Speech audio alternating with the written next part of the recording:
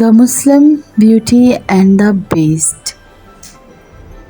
ایک بار کی بات ہے، ایک بہت پیارا سا گاؤں تھا جہاں پرندے شور مچاتے اور موسم خوشیوں سے پرندوں کو جھومنے پہ مجبور کرتا۔ ہر طرف سکون اور خوشیاں تھیں۔ بچے گلی میں کھیلتے اور شور مچاتے، مائیں پانی بھر کر لے کے آتی۔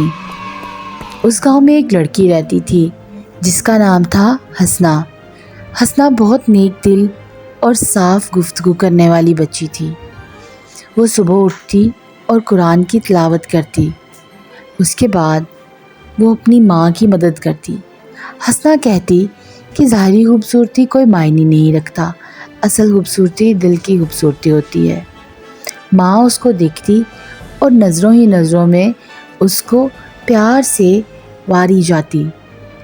وہ اپنے گھر کے کام کاج خود کرتی اور اپنے باپ کے پاس بیٹھتی جب اس کے بابا کام سے آتے۔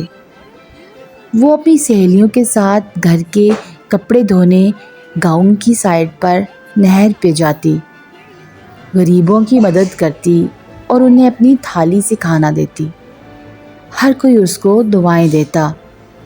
گاؤں صاف رکھنے میں دوسروں کی مدد کرتی اور صفائی کو بہت پسند کرتی۔ بچے اسے بہت پسند کرتے۔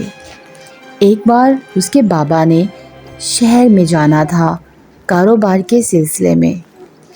وہ اپنی گھوڑا گاڑی پہ بیٹھے اور گھر سے جانے لگے۔